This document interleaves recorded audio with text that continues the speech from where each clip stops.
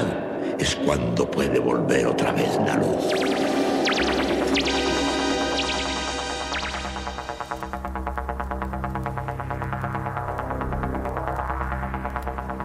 Estás entrando en el espacio en blanco. Una puerta a nuevas dimensiones de la existencia. Una nueva perspectiva sobre la realidad. Espacio en blanco.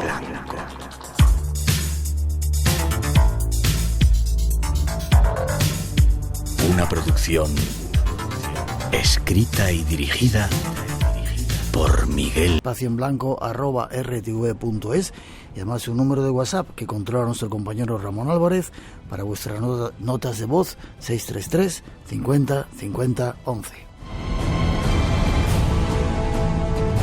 Y vamos ya con los temas de la noche. Como siempre, la recomendación de que no os lo perdáis porque hoy vamos a hablar de cosas que dicen que son post-verdad.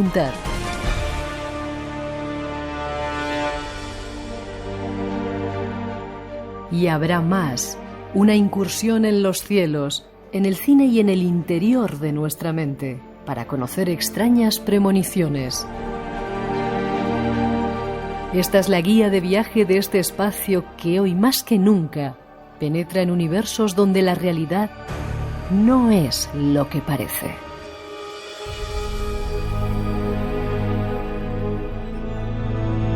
Tu primer invitado, Manuel Carballal. Buenas noches, Manuel. Buenas noches, don Miguel. Te gusta meterte en líos, ¿eh? No me gusta, pero alguien tiene que hacerlo. Estudiaste teología, criminología, llevas un montón de años, desde 1992, dirigiendo una especie de revista que se llama El Ojo Crítico. Has escrito libros como Los Expedientes Secretos, El Secreto de los Dioses, hablaste de la vida secreta de Carlos Castaneda y has sacado una colección que se llaman tus cuadernos, cuadernos de campo. Sí, son mis memorias, son mis diarios y además tú los conoces bien porque los has sufrido. Sí. Ya sabes que soy un enfermo del dato. Algunos que otros. Tío, estaba a las 4 de la mañana que veníamos de dar vueltas por el mundo, no te estoy hablando a ti, Manuel, y se ponía a las 4 y pico ahí a escribir, tío, pero déjanos dormir, apaga la luz, y él seguía escribiendo todo lo que había hecho al minuto. Este es Manuel Carballal, ha escrito un último libro que se llama Traficantes de Ilusiones. ¿Qué es eso de la posverdad? Es la forma de mentir elegantemente, quedando bien. Es algo un poco más siniestro, sí, algo un poco más oscuro. Es una palabra que es más antigua, pero en el año 2017 ya nuestra RAE, nuestra Real Academia, la asumió como algo de uso cotidiano, que define como la distorsión deliberada de una realidad que manipula creencias y emociones con el fin de influir en la opinión pública y en actitudes sociales. El origen de este término está en el ámbito de la política, pero ahora ya se utiliza para todo, porque vivimos en un mundo lleno de mentiras. O sea, es una forma elegante de mentir, ¿no? De quedar bien. Bueno, entre otras cosas. El sinónimo de posverdad es mentira emotiva. Emotiva, vale. Claro, hemos llegado a un punto en que, como nos gusta más que nos mientan con cosas bonitas, la realidad, porque es más triste, pues ya lo hemos asumido y permitimos que nos mientan prácticamente en todo lo que nos dicen. Vale, esta noche vamos a no tratar de mentiros ni siquiera emotivamente. Este es el número 5 de esa colección de el cuaderno de campo, ¿no? Los cuadernos de campo. El número 5. Vas casi a uno por semana, ¿no? No. Lo que pasa es que he aprovechado este maldito confinamiento para intentar hacer algo útil. Sí. Y me he puesto a escribir como un loco. Vale, pues atentos, vamos a hablaros de Traficantes de Ilusiones, algo que tiene que ver con la posverdad y con cosas que parece lo que no son, ya veréis. Tras esa primera introducción empezamos y ya veréis los personajes que van a pasar. La pandemia, claro, como yo no soy ni enfermero, ni soy virólogo, ni soy alergólogo, ni soy médico, ni soy nada, no sabía muy bien qué podía hacer para intentar hacer algo útil, ¿no? Encerrado en casa, imagínate. Sí. Entonces empecé a subir cientos de... Tú conoces mi casa y sabes que soy enfermo del dato y que luego tengo todo grabado y tengo como 10.000 horas en vídeos y otras 10.000 horas en audios de programas antiguos. Entonces empecé a subir los programas antiguos de Jiménez del Oso, de Benítez, de Argumosa, que no estaban en internet, al canal de El Ojo Crítico, tanto de iVoox como de YouTube. Y cuando me puse a escribir este libro tan incómodo y tan desagradable, Sí. Como soy consciente de que muchas de las cosas que cuento son muy difíciles de creer, Sí. empecé a subir también, y hoy vamos a escuchar una buena muestra, las pruebas, los documentos, las grabaciones, los vídeos, ¿no?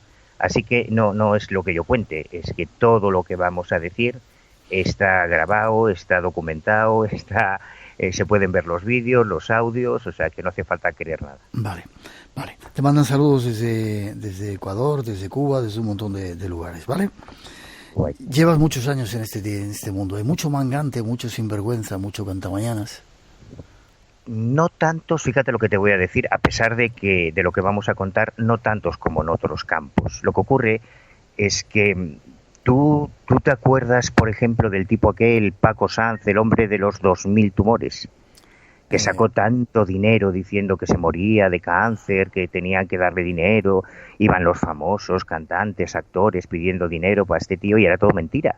Se hizo millonario y no tenía nada. O el Fernando Blanco, el padre de la niña aquella Nadia, que también peregrinó hace unos años por las televisiones, sacaba pasta por un tubo porque su niña se iba a morir, se compró, bueno, se forró y nada, y la niña sigue viva, él está en la cárcel, no tenía nada, ¿no?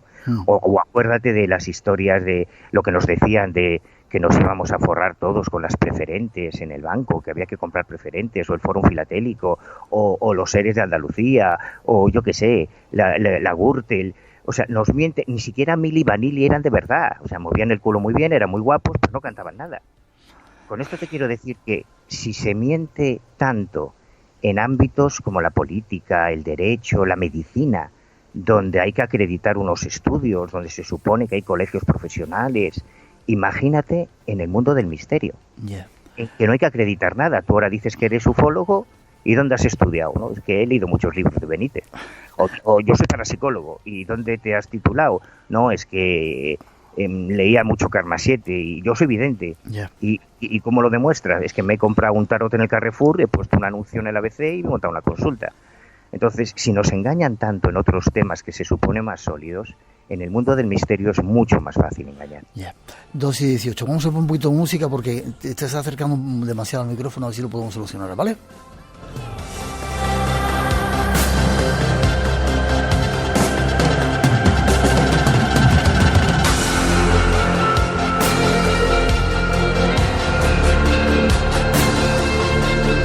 ...633-50-50-11 es nuestro número de WhatsApp por si queréis mandar alguna nota de voz. Manuel, ¿y por qué la gente se aprovecha de los demás? ¿Por qué se aprovechan y sobre todo en momentos en los que la gente le está pasando mal? ¿Hay algo en el ADN que nos hace o les hace realizarlo? Bueno, la psicopatía, que no es una enfermedad, no tiene cura, no tiene tratamiento, se define como la falta de empatía con las víctimas, ¿no? La mayoría de las veces cuando oímos hablar de psicópatas nos creemos que son todos asesinos en serie y no todos los asesinos en serie son psicópatas y la inmensa mayoría de los psicópatas jamás han matado a nadie. La psicopatía está muy estudiada en el ámbito de la criminología y esto es terrible lo que voy a decir. Pero precisamente una de las características de los grandes psicópatas, que como no tienen empatía, como no tienen sentimientos, como les da igual lo que le pase a los demás, terminan convirtiéndose en grandes triunfadores. Hay grandes políticos, grandes actores, grandes cantantes que no han temido pasar por encima de quien fuese para conseguir el éxito y lo consiguen. Esto está muy estudiado en el ámbito de la criminología. Vale. Pues en estos temas pasa igual. Hay personas muy crueles que no tienen ningún problema en traficar con lo más íntimo que tenemos, que son nuestras creencias, nuestras emociones y nuestras ilusiones. Por eso el título del libro, Traficantes de Ilusiones. Vale, insisto que yo no me hago responsable, no nos hacemos responsables de tus opiniones, ¿vale? Poca gente sabe, tengo aquí un dato, de que en la película Luces Rojas de Rodrigo Cortés está basada en parte a cosas que hoy vamos a hablar. Déjame que pongamos, estaba Robert De Niro, ¿no?, como actor. Déjame que pongamos una cosa que él contaba y luego nos aclaras esto. No siempre exijo un pago por mis servicios, lo sabía. Al menos no en dinero. Hay otras formas de pagar. Pero eso ya lo sabe. Lo sabe, ¿verdad? Ser o parecer. Esa es la cuestión. Siempre lo es. Todos tratamos de ser lo que no somos. Soñamos 27 veces cada noche. Un complejo mecanismo de protección neurológica nos hace olvidarlas. ¿Qué le protege a usted? ¿Una barrera de sal? Parte de esta película está basada en lo que hoy vamos a hablar, en este cuaderno de campo, Manuel. Una gran parte, porque cuando Rodrigo Cortés, el director, me telefoneó por primera vez para hablar conmigo, que él tenía en la cabeza el guión de Luces Rojas, acababa de grabar El concursante, que era el primer largometraje que él hizo, y tenía el proyecto de hacer otro largometraje con la historia de un cazador de fraudes paranormales, digamos, ¿no? Y tuvimos una serie de reuniones. Además, Rodrigo tomaba nota de todo, es muy detallista. Yo le iba contando mis aventuras ahí con distintos casos que estaba investigando, pero justo después salió el proyecto de Buried, de Enterrado, que era un guión que en Hollywood nadie se atrevía a afrontar porque son 90 minutos de un tío metido en una caja. Sí. Él se atrevió, fue un éxito mundial. Entonces ya cuando retomó el proyecto de Luces Rojas ya no era un proyecto español, sino que era una superproducción con Sigourney Weaver, con Cillian Murphy, con Robert De Niro, y me pidió que siguiera vinculado al proyecto y que además fuese el que le enseñase los trucos de ilusionismo que salen en la película, tanto a Cillian Murphy como a Robert De Niro, ¿no? Y este diálogo que acabamos de escuchar, este monólogo en realidad es una escena en que Robert De Niro, que interpreta a Simon Silver, en teoría el mayor psíquico, el mayor paragnosta de la historia, esa oratoria, esa forma de hablar, ese discurso, luego lo vamos a escuchar, es la magistral oratoria de Riccardo Schiaretti, el sanador de los ojos azules, ese comentario que hace al final Robert De Niro. De la barrera de sal. A proteger la barrera esa que tú la conoces, porque tú estuviste allí en Campanillas. Sí. Era la barrera de usar que utilizaba Andrés Ballesteros, y toda la película está llena de guiños. Yo no sé si tú la has visto. Hay, por ejemplo, una escena cuando Cillian Murphy llega por primera vez a la consulta de Robert De Niro, que sale una mujer de raza negra con los ojos desorbitados. Esa es nuestra historia con el Diablero de Haití. O sea, toda la película está repleta de guiños a casos reales, a historias reales, que son precisamente los que yo afronto ahora con este Traficantes de Ilusiones. Pues vamos a conocerlos un poquito más. Seguramente terminaremos con algún fragmento de la película para cerrarlo. Vamos a conocer algunos, caso por caso, algunos de estos personajes que en alguna ocasión han pasado por el espacio en blanco. Vamos con el primero. Nuestro primer objeto de investigación de la noche es Saulo Saba. Veamos lo que decían las noticias sobre él. Un joven de Adamuz de 31 años ha puesto en jaque a un presunto estafador en serie, Saulo Saba. Saulo Saba, sobrenombre inventado, asegura ser engendrado por extraterrestres y al parecer está en busca y captura por la justicia. Pero ¿quién es este Saulo Saba? Escuchemos sus palabras en el programa de televisión española Esta es mi historia. Saulo, cuéntanos. Bueno, mi historia es desde pequeño. Es decir, lo mío no es como estas personas que han estado comentando sus experiencias, que son muy posteriores, o por lo menos ya cuando les corre cierta madurez por las venas. En mi caso fue desde muy niño. Yo me acostumbré a su imagen. ¿La imagen de? La imagen física de ellos. Ellos son de Europa, planeta que circunda el planeta Júpiter, de aquí del sistema solar. Y bueno, yo siempre los tuve como unos amigos niños, con ¿pero cierta qué veías anomalía. tú? pues como te estoy viendo a ti, es decir, de una forma tridimensional, absolutamente con olores, Desde como que los eras tengo yo chiquitito. corpóreos, es decir, normal, no tiene ninguna áurea especial, ¿no? ¿Físicamente cómo eran? Bastante más bajitos que los que soy yo ahora, entonces eran de mi estatura, ojos muy grandes, apenas nariz, la boca prácticamente no tiene labios, muy arrugaditos, mucho más ¿Y pálido a que ti siendo nosotros. un niño, perdona que te diga, pero no Sí. te daba horror ver eso? Te cuento, yo lo que sentí es pena, lástima, porque me parecían niños enfermos, es decir, niños con anomalías, hermanos todos de una misma familia. ¿Y tú no lo decías en casa a tu Sí, madre, a tu sí, padre? claro Oye, que lo yo conté, estoy- por supuesto que lo cuentas. ¿Y? Pues que pasas a ser denostado como un imbécil, ¿no? Es decir, anda niño, No te déjate de creían en tonterías. casa. Claro, pasas a... Decían, este niño tiene muchísima imaginación, ¿no? Exactamente. Y entonces, ¿qué haces? Pues bueno, dejas de contar cuando te encuentras con ellos. Otras veces, si vienes con los pantalones manchados de barro o rotos y creen que es que, bueno, te los ha roto por jugar a las chapas o jugar a fútbol, pues es lo que dices, efectivamente, que has jugado a fútbol y tal, aunque te den la torta igual, ¿no? Porque has roto los pantalones. No cuentas que es que has estado jugando con ellos a una serie de jueguecitos y tal, como puede ser hoy el parchís nuestro, un parchís distinto, pero con ellos, ¿no? Esa es tu experiencia, Saulo, de niño. De niño, Y ahí sí. me gustaría que nos contaras cómo se ha seguido desarrollando esa relación años después. Porque Pues verás, tú sigues yo no- teniendo contacto. Exactamente. Yo no descubrí que Además, estas... no es como, porque hasta ahora, por las historias que nos habían contado, era siempre telepáticamente, o sea, nunca físicamente como tú nos Claro, has claro. No, el caso mío indicado, es ¿no? absolutamente tridimensional, ¿no? Hombre, esto con el tiempo, pues estos amigos siguen siendo tus amigos, ¿no? Lógicamente pierdes algunos lazos porque pues, vas teniendo edades de... Con estos primeros datos comienzan los hechos. Pero hay mucho más. Nuestro invitado conoce todos los detalles. Este es el primer personaje, Saulo Saba o Saulo Sabá.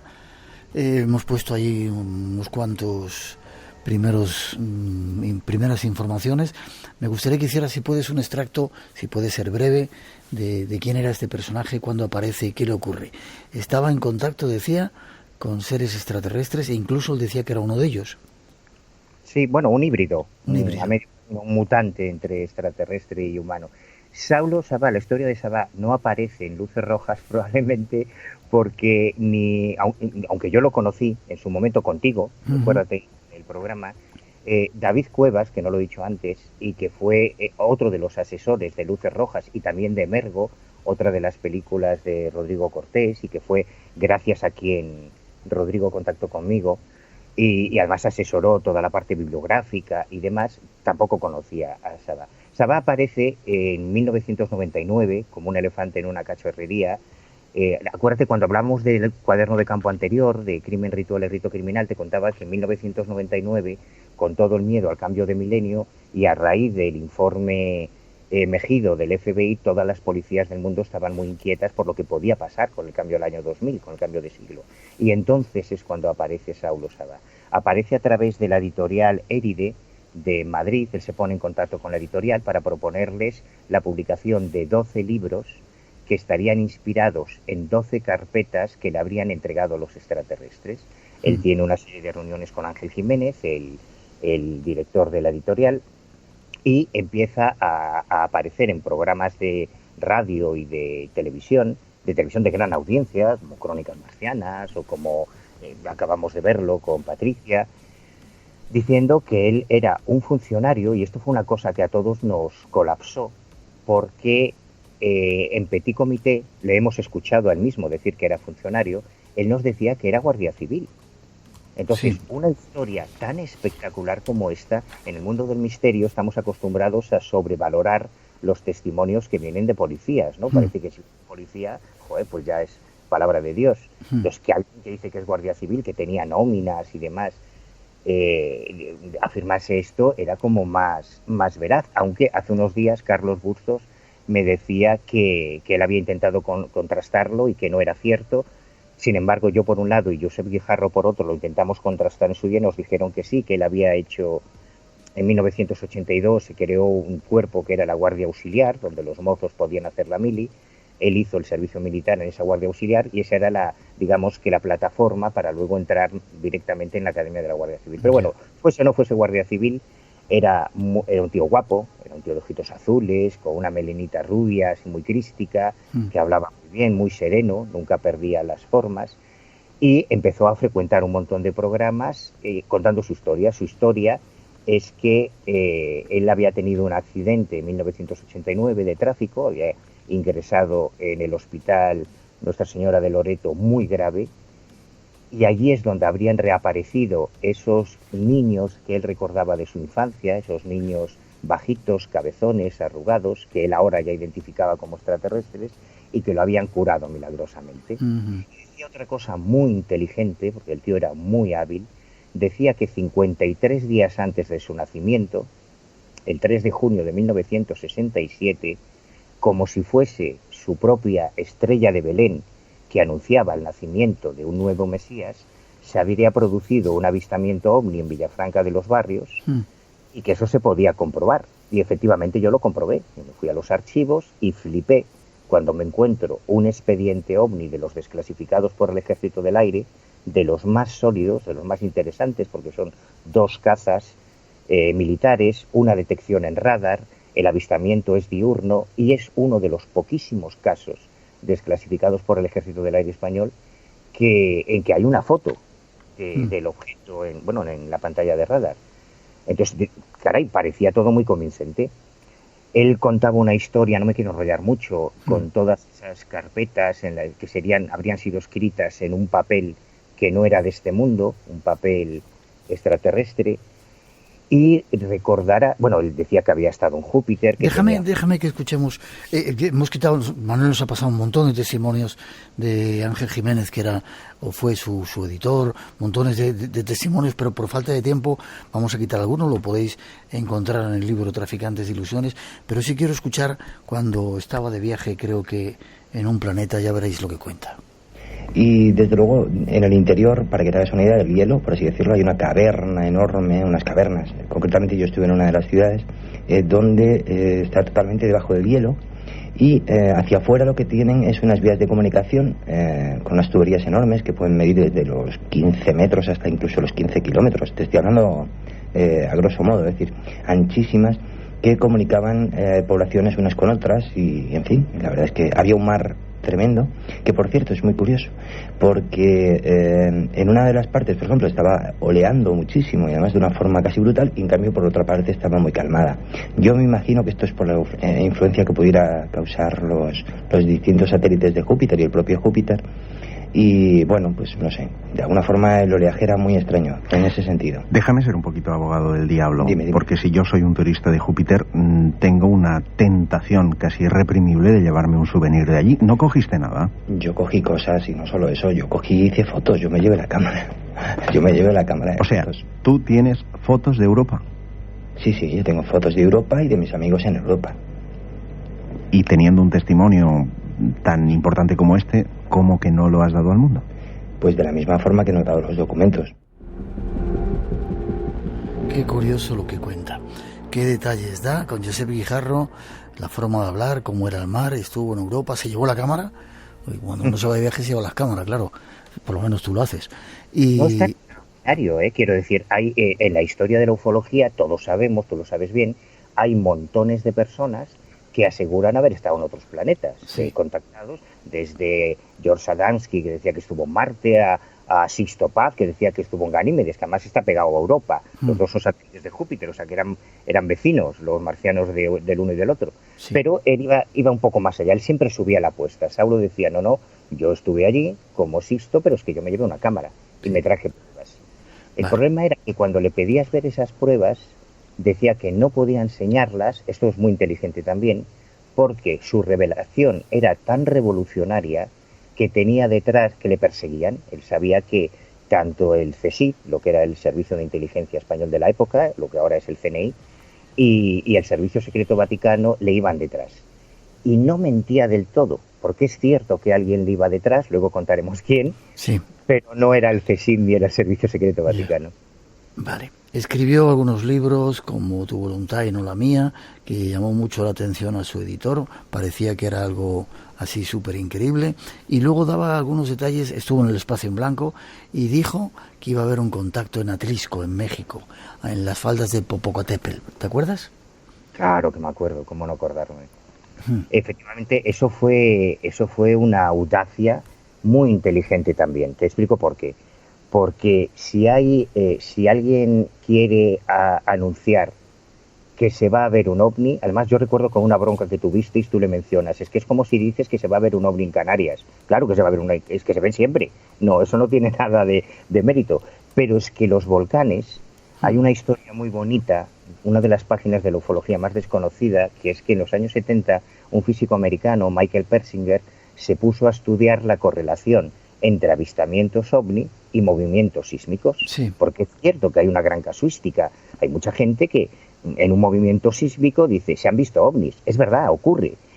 Para unos eso significaba que los extraterrestres estaban vigilando esos terremotos, esos volcanes, para protegernos, pero lo que él descubrió, Persinger, es que los movimientos de placas tectónicas producen unos fenómenos de electricidad atmosférica, como los fuegos fatuos, como los rayos en bola, Sí. que él pensaba, si estudiamos esos avistamientos de ovnis asociados a volcanes o a movimientos sísmicos, quizá podamos salvar vidas gracias a los ovnis, que en realidad son los movimientos sísmicos de las placas que van a producir los terremotos. Así que es muy inteligente predecir un avistamiento ovni cerca de un volcán o cerca de una falla, Sí. porque tienes más probabilidades de que eso ocurra. Vale. Y el Popocatépetl, sobre todo, tiene una casuística ufológica enorme. De hecho, Persinger y los colaboradores de Persinger estuvieron en el Popocatépetl investigando. Uh-huh.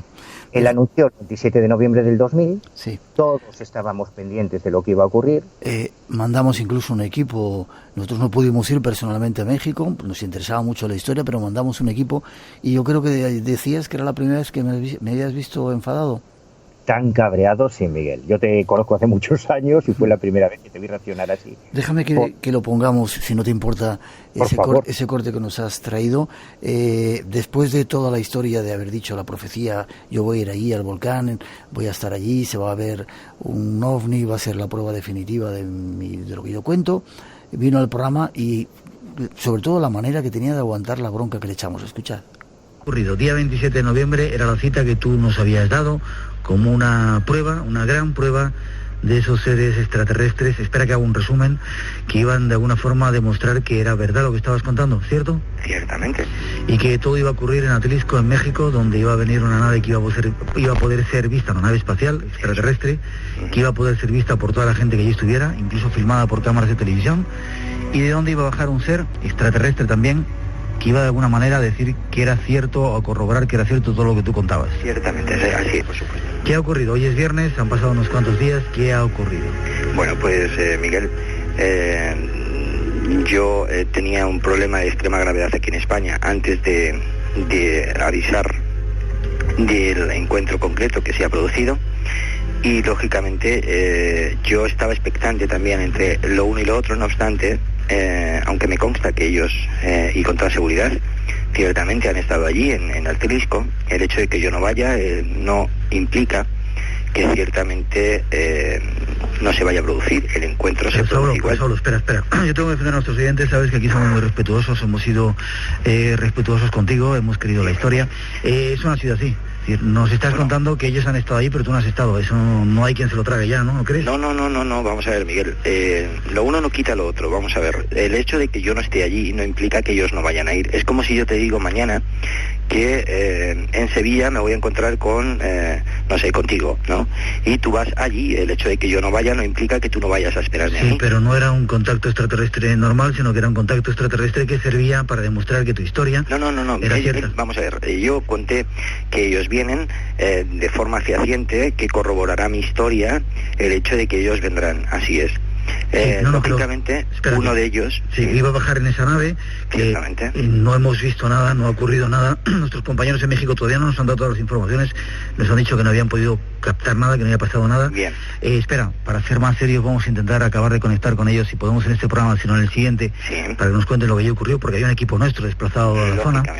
Pero si tú no estuviste, la historia no es ya como tú nos habías contado, porque ya no bajaba ese ser extraterrestre que iba a decir que tú eras quien eras, no iba a estar ese ser extraterrestre aquí en España, que es lo que tú prometiste. Es que va a venir, vamos a ver. Ciertamente, de hecho, yo creo, y para que las cosas se puedan negar antes vamos a decir, antes de producir la sensación de que esto no se ha producido, esto sería constatar algo todavía no constatado. Es decir, en esa zona, en Atlisco, se están dando avistamientos de ovnis desde hace montones.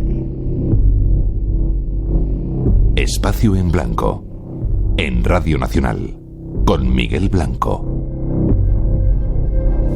Y esta noche con Manuel Carvallal hablando de algunos personajes curiosos. ¿Cómo encajaba la bronca? Hemos cortado porque era un poquito larga, pero cómo le encajaba, no cambiaba el tono de voz, ¿verdad? Sí, no, y al final tú te calientas todavía más, el final es todavía mejor. Sí, pero no lo hemos querido poner. No, pero hiciste lo correcto, creo que hiciste lo correcto, que es pedirle explicaciones. Claro. Pero... Y sobre todo, bueno, había mucha gente que estaba siguiendo la historia, le dimos mucha importancia y teníamos que defender a los oyentes ante esa historia que había contado así. Seguimos un pelín más adelante porque vamos a tener tiempo de hablar solamente de dos y vas a tener que venir la semana que viene otra vez. Al programa en aquel tiempo venía mucha gente a vernos y vino una muchachita que... Cuenta tú la historia.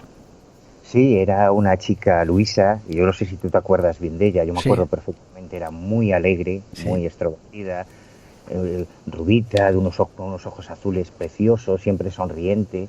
Y yo recuerdo que cuando terminábamos el programa, ahí en M80, en la Gran Vía, nos íbamos a tomar muchas veces algo a una cafetería que estaba al otro lado de la Gran Vía, no sé si te acuerdas. Sí.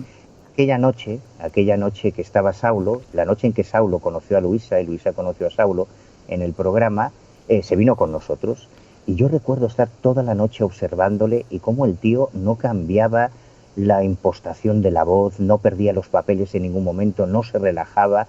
Estaba muy metido en el papel como si realmente todo lo que contase fuese cierto.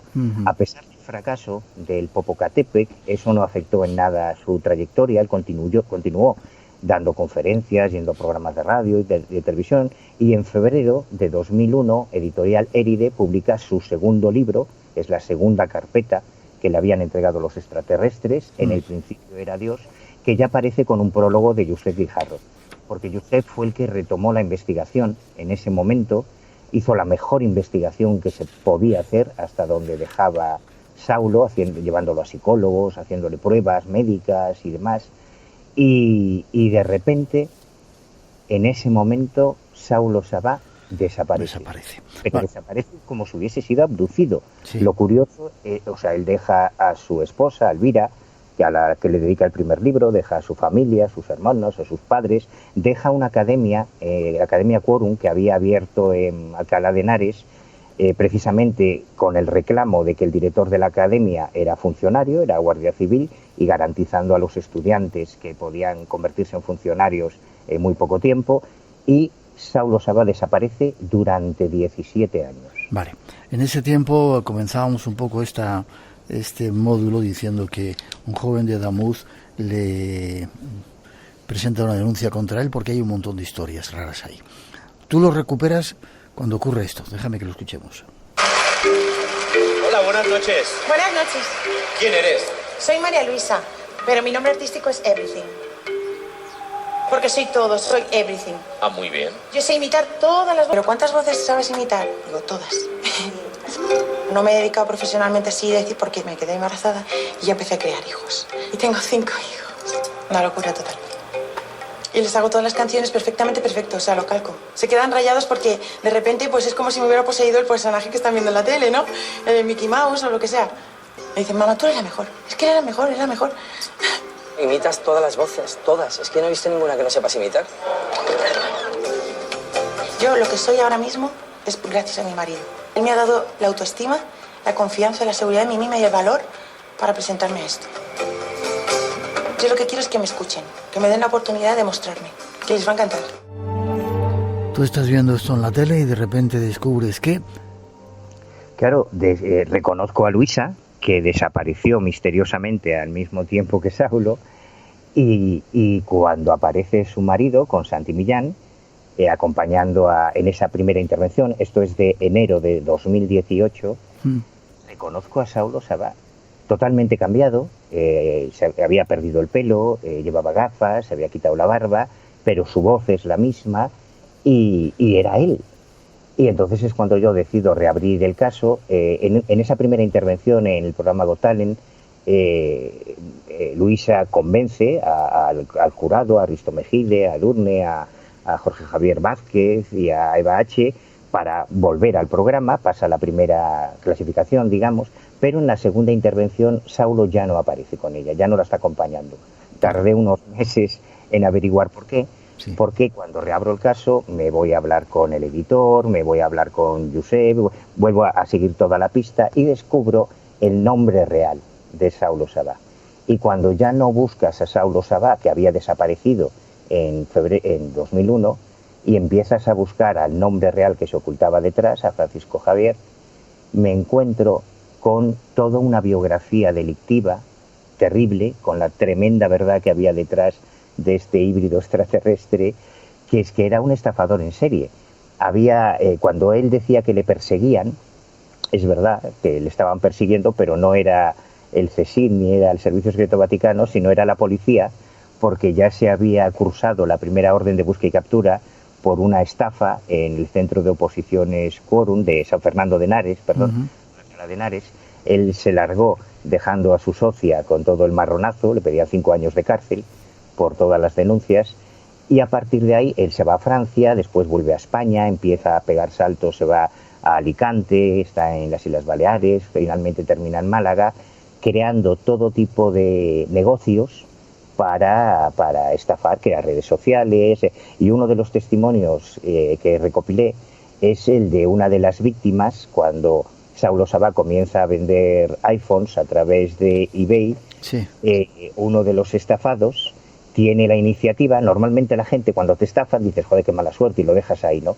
Pero se encontró con la horma de su zapato, que era un joven muy echado para adelante que dijo, no, a mí me has quitado 400 euros por este teléfono de juguete y yo voy a denunciar. Y no solo denunció, sino que consiguió implicar a eBay para crear una plataforma de afectados. Y no sé si vamos a escucharlo, si no te lo cuento yo. Sí, cuéntalo rápido que nos vamos con otro caso enseguida. No lo vamos a poner ahora. Él consigue reunir más de 100 denuncias de estafados. Tú calcula, 100 denuncias a 400 euros es una pasta. Y no todos los estafados denunciaron. Yeah. Y a partir de ahí ya me voy a instituciones penitenciarias, localizo a Saulo en la cárcel, en un centro penitenciario de Alicante. Esa es la razón por la que no volvió con Luisa a la segunda intervención en el programa de Telecinco, y descubro todos sus antecedentes policiales. Tengo aquí el informe de sus antecedentes policiales, que son 4 páginas, Miguel. Sí. 4 páginas de antecedentes por estafa. Es decir, que el híbrido extraterrestre guardia civil en realidad era un estafador en serie, como tantos. Y está ahora en la cárcel. Hace unos meses, sí. Ahora sigue estando en la provincia. Bueno, quizás hasta los esté escuchando. Seguramente. Ahora está, creo que era Chipiona, donde estaba ahora, así que cuidadín con el personaje. Sí, puedo decirte que tu libro será uno de los más leídos mientras vivas, y después de tu muerte será de enseñanza obligada, decía alguna de las cosas. Y él decía que recogiendo el testigo más relevante de la historia desde la muerte de Jesús de Nazaret, así es como yo me siento, decía en el libro. Este es uno de los personajes. No sé si María Luisa, por culpa nuestra, se unió a él, le pido disculpas. 12:49, 1:49 en las Islas Canarias. Hay más cosas que queremos contaros, ya veréis. Radio Nacional de España. El sonido que nos une. Solo en podcast. Un mundo exclusivo para ti. Disfruta la mejor ficción en Solo en podcast. A pedir 4, 5, 10 churros, será por dinero. Por increíble que parezca. La mujer se plantó ante el paraguas. ¿Dónde están sus ropas? Ficciones sonoras binaurales. ¿Ponéis un portero en esa puerta? Mi vida es un cliffhanger. Contenidos. Programas. Piezas exclusivas de radio. Solo en podcast. En Solo en podcast. Porque no lo vas a poder escuchar en ninguna otra parte. Solo en podcast. En nuestra aplicación y en rne.es. Y recuerda, 14 horas fin de semana, sábados y domingos a las 2 de la tarde. Radio Nacional de España. Personajes de hoy. Un supuesto cirujano psíquico. Esta es la noticia que recogían los medios de información. El curandero Andrés, un malagueño de 52 años, fue detenido el miércoles por la tarde tras recibir sendas denuncias por intrusismo y estafa.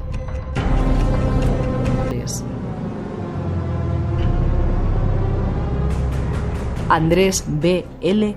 tenía su consulta en la barriada de Campanillas, en la que había una veintena de personas cuando los agentes fueron a detenerlo. Según la policía, la mitad esperaba su turno para someterse a una intervención.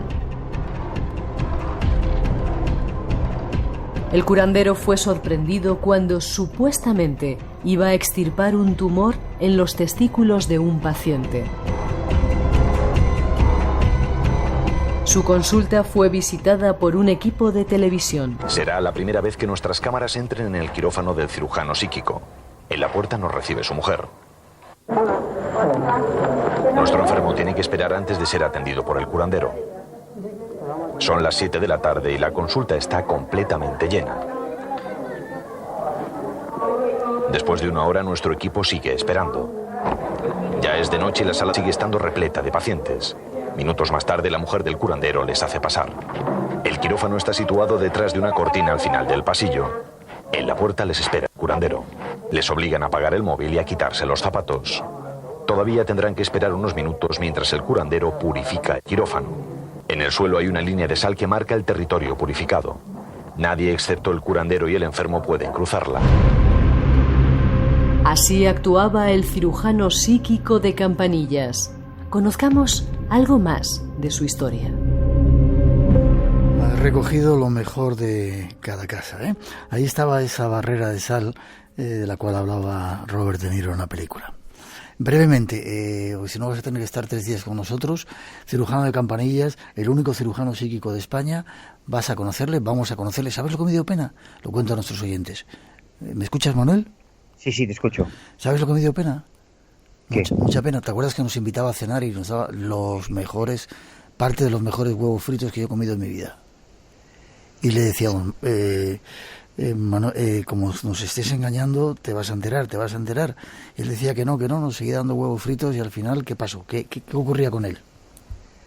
Bueno, a mí me entristece mucho esta historia, sí. Porque tú que me conoces, además tú me conoces, yo soy un enfermo, siempre estoy tomando nota, lo registro todo, lo grabo todo. Yo solamente con 3 personajes en mi vida tenía tantas ganas de creer que no tomé ni una nota, ni una foto, ni grabé nada.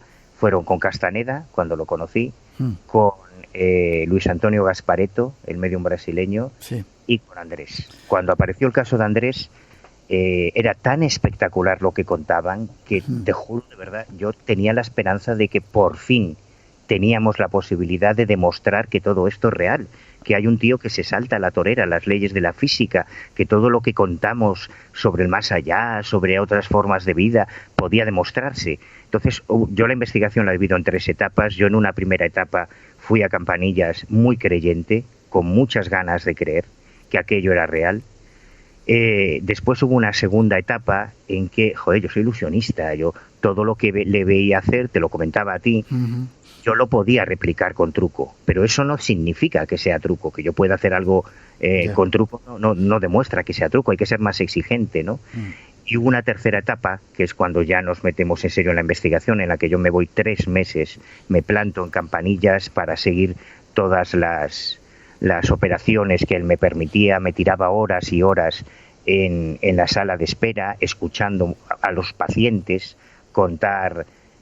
Yo presencié cosas alucinantes. Te puedo decir que entre los pacientes de Andrés había personas de las más influyentes de la sociedad española, multimillonarios. Yo presencié conversaciones con presentadoras de televisión muy famosas que iban a Andrés. O sea, que cuando la gente decía que cobraba la voluntad, claro, la voluntad de un multimillonario eran cifras de 4 ceros o de 5 ceros o de 6 ceros. Ya. Iban todos a que les operasen y para que les quitaran las enfermedades que tenían, ¿verdad? Claro, y además lo extraordinario del caso es que en Filipinas, en Brasil, hay mucha tradición de cirujanos psíquicos, pero en España no. En España Ballester era un caso único y además tenía los estigmas, todos los estigmas de la Pasión de Cristo, en las manos, en las muñecas, en el pecho además tenía una cruz sangrante muy llamativa. Yo publico varias de las fotos de los estigmas y yo empecé a asistir a varias de las operaciones. Y con Luisa Alba, que fue la responsable de los primeros artículos sobre Andrés Ballesteros, y por tanto de que todos terminásemos allí, ella me pidió que le echase una mano como ilusionista, que intentase mirar con ojos de ilusionista lo que estaba haciendo Andrés. A partir de ahí empezamos una investigación. Primero le ponemos varios cebos, porque ella, después de varios años de tener relación con Andrés, empezó a desconfiar de que aquello podía ser un truco. Y yo discutía con ella, le decía, es imposible, o sea, nadie puede ser tan cruel como para jugar así con la salud de la gente. Es imposible, si además eso es un cacho de pan, porque es un tipo que parecía un jornalero, muy humilde, muy campechano. Bueno, tú lo conociste. Sí.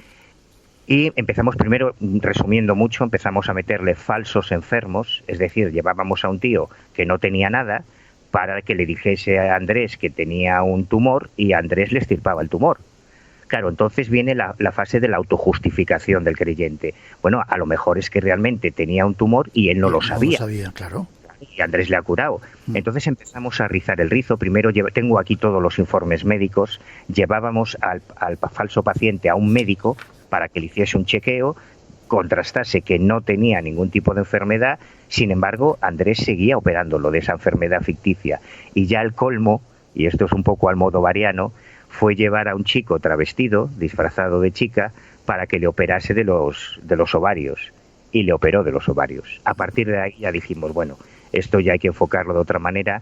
Conseguimos unas muestras de los tejidos que supuestamente extirpaba, los mandamos a analizar, una pasta los análisis, y resultaron ser de origen animal, criadillas de conejo, de cerdo y demás. Entonces conseguimos que varios pacientes presentasen denuncia en el grupo de fraudes del Cuerpo Nacional de Policía y se ejecutó la detención de Andrés en vivo y en directo, porque Luisa en ese momento colaboraba con un programa de televisión y está grabado el momento de la detención. Lo vamos a escuchar, tenemos ahí el testimonio dentro de un momentito. Me dio mucha pena porque le avisamos, comíamos en su casa algunos de los mejores huevos fritos que hemos comido, le avisamos que si era mentira se le iba a caer el pelo y descubrimos en un momentito si se le cayó o no se le cayó. ¿Te quedas ahí un ratito más? Nos queda todavía, aparte del hombre milagro, el sanador de los ojos azules, que está ahí esperando, que también ese... volvemos enseguida, no te vayas.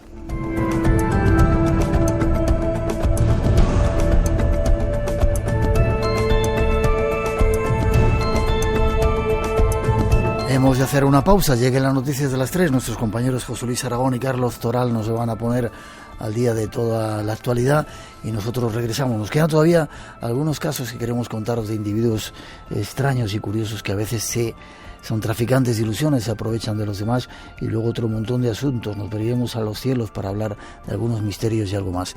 633 50 50 11 es el número de nuestro WhatsApp y espacioenblanco@rtve.es. Redes sociales abiertas, enseguida regresamos, no os vayáis, hay muchos misterios aún.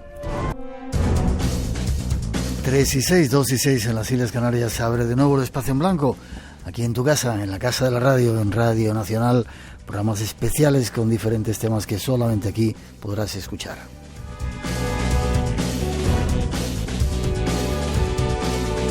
Saludos a todos los que nos seguís, este espacio en cualquier parte del mundo que estéis conectados. Nuestro teléfono de WhatsApp 633 50 50 11 y seguimos con nuestro primer tema buscando traficantes, ilusiones. Manuel, ¿sigues por ahí? Sí, aquí estoy. Caso Andrés Ballesteros. Déjame que ponga un extracto de algo que hemos sacado que da un poco casi el final de este asunto. Volvemos a Málaga, donde han detenido a un curandero que, según la policía, fingía extraer órganos enfermos a los pacientes y después, una vez supuestamente curados, también supuestamente se los reimplantaba. Según los investigadores, lo que mostraba a los pacientes no eran sus órganos enfermos, sino vísceras de animales. La detención se produjo además cuando se encontraba en plena faena. Lo cuenta Paula Pérez. Primero abre la herida con un bisturí, sin dolor, sin provocar grandes hemorragias. Después, con sus propias manos, extrae el tumor. Todos los presentes pueden verlo entre sus manos. Es el milagroso método de Andrés Ballesteros, el curandero del barrio malagueño de Campanillas. Pero lo que la policía ha descubierto en su domicilio nada tiene que ver con las extraordinarias curaciones que él mismo se atribuye. Curioso lo que contaban. Así terminaba un poco la historia. Una detención que estuvo, como decías, retransmitida, y le pillaron con el carrito, le pillaron que detrás tenía allí las vísceras que quemaba, ¿no?, para hacer desaparecer. Sí, no sé si te acordarás cómo era el quirófano, tenía sí.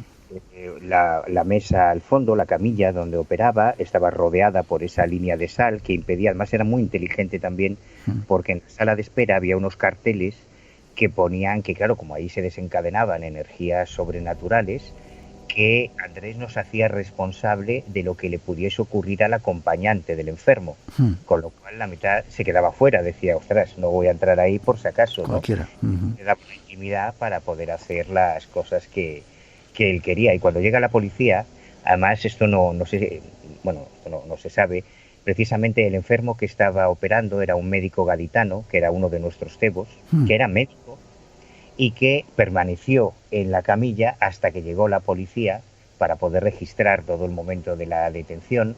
Cuando le detienen, encuentran a la izquierda había una ventanita que daba un patio interior donde tenía una nevera con los higadillos de conejo, de cerdo, los tubos de sangre metidos en unos globos que rompía cuando iba a hacer la operación para que saliese la sangre e imitar todo el proceso, ¿no? Fue muy triste, fue muy traumático para todos. Sí. Yo recuerdo además que hay varios casos en la historia de estos temas en España que nos dividieron a los investigadores, porque hubo personas que, digamos, que se comprometieron a que el caso era auténtico, y cuando demostramos que era un fraude reaccionaron muy mal. A mí me llamaron de hijo de puta para arriba, pero una de las enfermas, recuerdo una frase que es muy interesante, que decía que yo era un cabrón por haber desmontado esa historia, porque gracias a creer en él, ellos podían ayudarse a la curación. O sea, como que el efecto placebo, esto me lo han dicho varias veces en varios de estos casos de traficantes de ilusiones, ¿no? Preferimos creer en una mentira, esto es la posverdad, a que nos quites la esperanza de que hay algo real. Eres un poco malo, sí. ¿Lo metieron en la cárcel y creo que ha salido ya? Sí, porque además este caso es muy interesante porque Andrés no era, es mucho más largo, vamos muy deprisa, yo le dedico un capítulo muy extenso con todos los detalles, porque Andrés durante 15 años había sido testigo de Jehová. Cuando tú hablabas con él, a mí una de las cosas que me impresionó más de Andrés eran sus conocimientos bíblicos. Sí. Él hablaba de la Biblia con una soltura y yo alucinaba. Yo estudié para cura, yo quería ser sacerdote en mi juventud, entonces algo de la Biblia conozco. Y me desubicaba que alguien que aparentemente era casi analfabeto tuviese esos conocimientos. Él decía que era porque Jonathan, que era una especie de ángel extraterrestre, que era el que le ayudaba a hacer las operaciones, era el que le daba esas informaciones, pero claro, durante la investigación descubrimos que había sido testigo de Jehová y que a través de esto, de la fe incondicional que la gente rendía a Andrés, al que consideraba un hombre milagroso, Andrés había pasado a ser un vendedor de la atalaya y el despertar por los pueblos de la provincia de Málaga a ser el nuevo Mesías. Se había convertido en Jesucristo. Es decir, además de todo el dinero que amasó, porque bueno, no voy a entrar en detalles, pero ganan mucho dinero, yo creo que uno de los móviles fundamentales en este caso es el que él había conseguido convertirse en el Jesucristo que tanto había admirado en su juventud. Andrés Ballesteros, otro caso. Atento con el mensaje que nos acaba de llegar. Dice: buenas noches, me llamo Aris y es la primera vez que recibo señales tan buenas de vuestro planeta. Seguiré escuchando. Si me gusta, buscaré cada domingo esta señal. Saludos a todos. Los extraterrestres sí existimos. Nos están escuchando hasta los extraterrestres, ¿vale? Pues, oye, pásale mi teléfono, por favor, que se ponga en contacto conmigo. Ahora hablamos de ello. 3:12, 2:12 en las Islas Canarias. Nos vamos a conocer a otro personaje, el sanador de los ojos azules. Ya veréis qué personaje también. Espacio en Blanco. Tu cita con lo desconocido. En Radio Nacional. Con Miguel Blanco.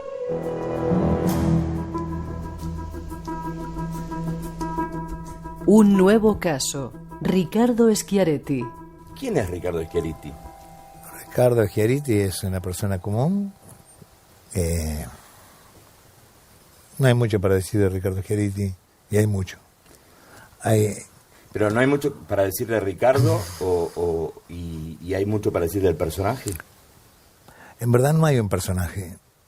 A ver, ¿cómo cuando es eso? uno nace con una misión determinada, y yo no me alejé de esa misión nunca en la vida. Fui aplaudido, fui aclamado y fui abucheado por ser el ser que soy. No hay personaje. ¿Cuál es tu condición, digamos, distinta al resto, si la tenés? No, sería cuál es la condición de los demás que no se hacen cargo del ser que habita en cada uno de nosotros. Yo no tengo una diferencia medular que me distingue, simplemente soy el que soy, y ser así como soy me hace sentir, o la gente te hace sentir diferente. Está bien, pero por alguna razón has sido, como decís, aplaudido, reconocido y también abucheado. Digamos. Correcto. Evidentemente has mostrado condiciones que no todos podemos mostrar. Yo quizás tengo otros talentos, o no. Correcto. Y otras miserias. Yo siempre, totalmente. Yo siempre dije, y esto parece una perogrullada, pero es real, yo puedo jugar al fútbol, no como Maradona, puedo pintar un cuadro, no como Picasso. Bueno, yo hago lo mío como otro no lo hace, y vos haces lo tuyo como otro no lo hace. Quizás cada uno tenemos esa diferencia que nos hace únicos y diferentes. Eran las palabras de nuestro tercer invitado, Ricardo Schiaretti, un supuesto mentalista sanador. Estuvo en España y pudimos conocerle. Esta es parte de su historia.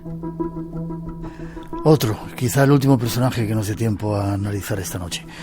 Guapete, buena presencia, hablaba como Los Ángeles, ¿verdad, Manuel? Sí. Era muy elocuente. Seguramente los oyentes de Argentina lo recordarán porque él se hizo muy famoso en los años 90. Él fue actor de Culebrones que también se emitieron telenovelas, que alguna de ellas también se emitió en España. Tenía un programa en la Televisión Nacional de Argentina que se llamaba La Hora Extraña. Déjame un segundito, vamos a ponerlo. Con una palabra, con un gesto, con una mirada, es capaz de revelar lo indescifrable. Ricardo Schiaretti te invita a tomar parte de La Hora Extraña, un programa que te ayuda a que te ayudes. El martes a las 23:30 por América 2. Y ahora aquí en Radio Nacional a las 3:15, 2:15 en las Islas Canarias. Una estrella en Argentina y se viene para España en 1994, ¿no? Ahí es cuando le localizas. Yo también estuve en el programa. Sí. En realidad, mira, todos, yo ya lo sabes, ya lo hemos dicho varias veces, mi política en los cuadernos de campo es que yo he investigado miles de casos, y para cada cuaderno de campo yo escojo casos que tienen una moraleja, que tienen una enseñanza particular. En este caso son dos moralejas. Y que enseñan algo que yo creo que es interesante, ¿no? En el caso de Schiaretti, yo en 1994, bueno, yo soy gallego, siempre he vivido en Galicia, soy de provincias, además tú conoces mi casa, todas las casas que he tenido, en Betanzos, allí perdido en aquella casucha. Cada vez que a mí me llamaba desde Madrid el doctor Jiménez del Oso, o me llamaba José Antonio Campoy, el director de una revista de Madrid, para pedirme que investigase un caso, yo cogía el primer autobús, el primer tren, salía zumbando a donde me dijeran, porque me sentía muy halagado por eso, ¿no? Entonces a mí un día me llama José Antonio Campoy el director entonces de la revista Más Allá, que era la más poderosa que ha existido nunca. En aquella época Más Allá vendía más de 250.000 de ejemplares al mes, con lo cual lo que salía en Más Allá era como la Biblia, tenía una repercusión enorme, todavía no existía Año Cero, ¿eh? Ajá.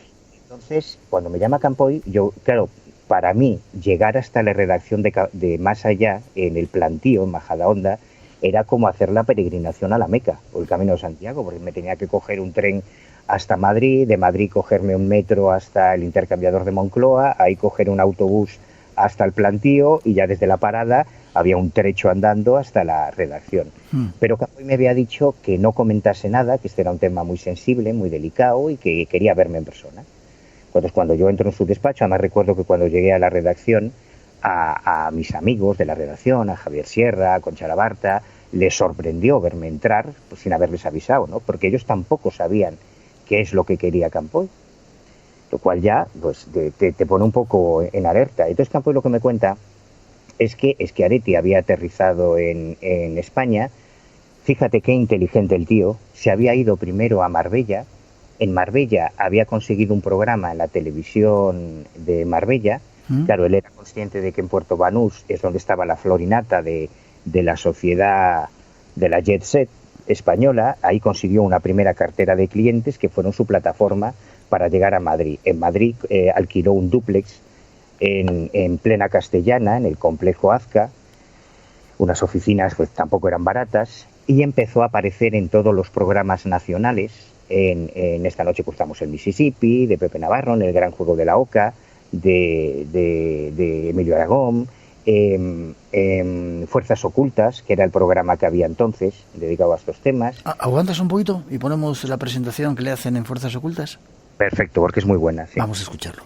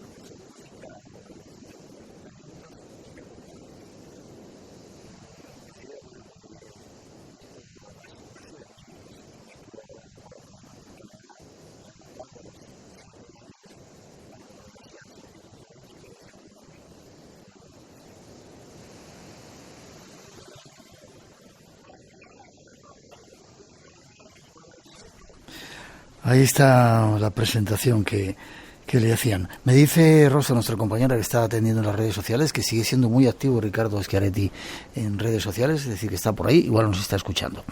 Sigue con la investigación.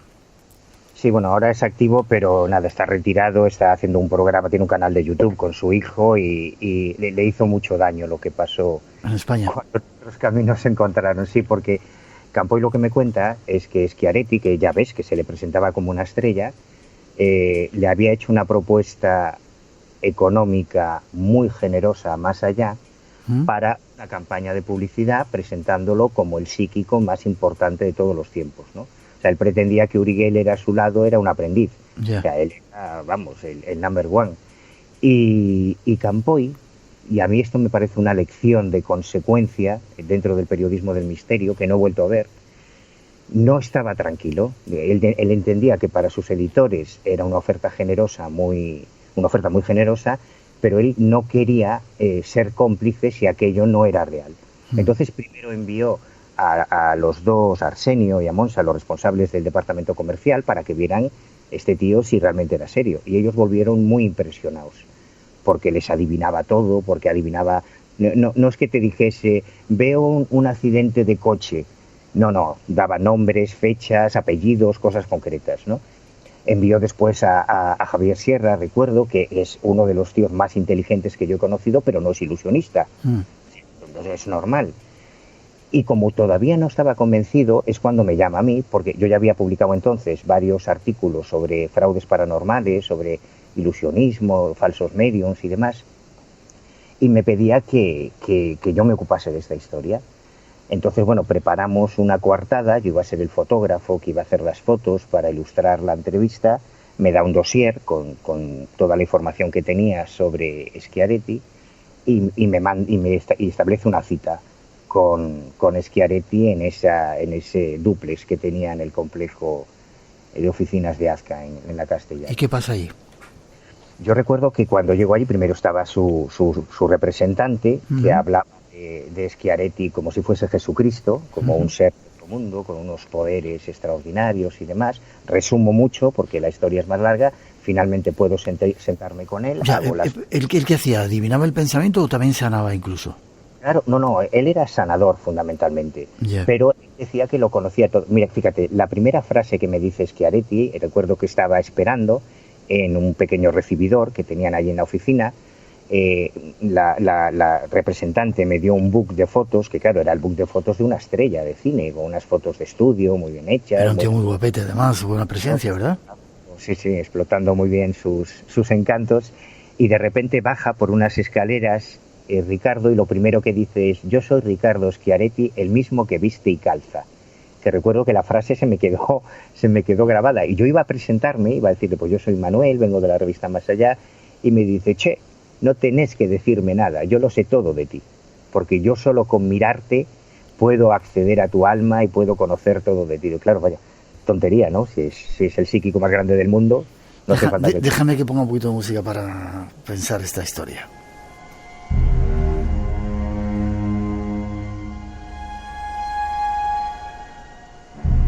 Te vio la cara, Manuel, y ya sabía todo de ti, ¿verdad? Sí, sabía. Pues sabía todo menos lo menos importante. ¿Y qué te dijo? ¿Qué pasó? 5 o 6 minutitos seremos, para que lo sepas, como no te tengo aquí. Hay un corte que yo creo que sería bueno que saliese, porque si lo cuento yo, es que está grabado lo que pasó. Sí, lo que pasó es que nos vamos a un estudio... No tenemos el corte, no lo hemos sacado Queremos que lo cuentes tú. Es que está grabado, lo que voy a contar está grabado, o sea que no es que lo cuente yo. Pasamos a una pequeña sala donde yo le hago las fotos y le pido que había unas preguntas que habían quedado pendientes de esa entrevista, y le pido que por favor pues me las responda, ¿no? Saco la grabadora con su permiso, por eso está todo grabado, y entonces en un momento determinado le pido si puede hacerme una demostración de sus poderes, que a mí me gustaría tener unas fotos de él ya, digamos que ejerciendo sus poderes, ¿no? Él me dice que sí, vas a hacerme unas fotos en trance, todo esto está en la grabación. Y ya repito que todas estas grabaciones están en el canal de YouTube y de iVoox del Ojo Crítico, o sea que todo esto no es que lo cuente yo. Y el tío entonces me hace una demostración, pero claro, él no contaba con que yo soy ilusionista, entre otras cosas, y cuando empieza a hacer la demostración de sus poderes... ¿Qué es lo que te hizo para saberlo? Es un truco muy antiguo, los oyentes que estén familiarizados con el mentalismo lo van a reconocer, es el truco del centro roto, se llama. Él además aplicaba muy bien la matemagia, que son trucos matemáticos, o efectos, rutinas matemáticas que se utilizan en el mentalismo, que es una especialización dentro del ilusionismo. El del centro roto consiste, es una pena que no lo puedan oír, porque lo hace muy bien, él lo vendía como una experiencia de piromancia, que era algo que usaban los griegos, ver en el fuego. Entonces, para eso tú tenías que fijar tus preguntas en un papel, te daba una hoja de papel, además yo reproduzco esa hoja porque me llevé una en el libro, un folio normal con un círculo en el centro donde tenías que poner una serie de tu fecha de nacimiento, el nombre de una persona querida y su fecha de nacimiento. Eso te decía que lo doblaras, él no lo veía en ningún momento, aparentemente, lo doblabas, y luego le prendía fuego. Pero con un movimiento que se utiliza en ilusionismo, un empalme, él al romper el papel se llevaba debajo del pulgar, también hay un montón de fotos para explicar cómo se hace en el cuaderno, es difícil de describir, él quemaba todo lo demás, pero se quedaba con esa hoja, con ese trozo de papel donde estaban los datos. El círculo donde estaban los datos, ¿no? Él lo miraba debajo de la mesa y a partir de ahí solo tenía que deducir. Si yo te pido, Miguel, que me des el nombre de una persona querida y su fecha de nacimiento, y me das tu fecha de nacimiento, Yo ya sé si es un nombre masculino y por la diferencia de edad puedo deducir si es tu padre, si es tu madre, si es tu novia, si es tu pareja, si es un hijo. A partir de ahí es echarle su nombre. Claro, tú imagínate que tú pones Luisa y entonces él te dice, sí, es una persona que se llama Leandra, no, Laura, no, pero empieza por L, Luisa. Y claro, tú te cagas ya, ¿no? Dices, hostia, pero ¿cómo lo puedes saber? Porque lo está leyendo. Entonces cuando termina el espectáculo, él me dice, bueno, che, ¿cómo te llamabas? Podía saber todo de mí, pero ya se había olvidado de mi nombre. Digo, pues, ¿y tú eres el que va a escribir el artículo? Digo, sí, soy yo el que lo va a escribir. Pues escribe algo bonito, que sea una cosa bonita. Entonces yo le digo, pues tengo un problema, porque lo que has hecho son trucos de ilusionismo. No, trucos no, sí, esto es un truco de ilusionismo y además el trozo del papel lo tienes en el bolsillo delantero izquierdo del pantalón. Yo ahí pensé que me iba a partir la cara porque estábamos los dos solos, pero afortunadamente no reaccionó con violencia. Y cuando yo entrego mi artículo, no lo hemos dicho, pero es que Ricardo Schiaretti, además de los programas de televisión en España, llenaba teatros. He subido, de hecho, algunas de sus actuaciones en teatros de la Gran Vía, donde hay famosos, donde hay mucha gente del mundillo. Vendía libros, tenía CDs. Y cuando yo entrego mi artículo, mi informe, digamos, a Campoy publica un artículo con muy mala leche que él titula, no yo, Ricardo Schiaretti, mentalista, no, mentiroso y mentecato. Claro, cuando ese artículo salió en la revista Más Allá de 1995, que leía todo Dios, Schiaretti tuvo que cerrar la consulta en Madrid, tuvo que cerrar la consulta en Málaga, se acabaron las actuaciones de teatro, los libros, los programas de televisión, se tuvo que volver a Argentina. En aquel momento no había internet como ahora y las informaciones tardaban mucho más en llegar, pero probablemente, o sea, yo no puedo calcular cuánto dinero perdió por culpa de aquel artículo. El mismo dinero quizá que perdió los editores de Más Allá, porque Campoy prefirió que primase la verdad a un contrato millonario, que es una de las moralejas de esta historia, y otra de las moralejas de este caso es que no te puedes dedicar a investigar fenómenos paranormales si no tienes conocimientos de ilusionismo. Porque cuando te enfrentas a un psíquico, a un dotado, si no conoces los trucos, no vas a estar capacitado para saber si eso es real o puede ser un engaño, ¿no? Probablemente ese artículo Más Allá fue el más caro, el que costó más dinero en la historia de las revistas especializadas.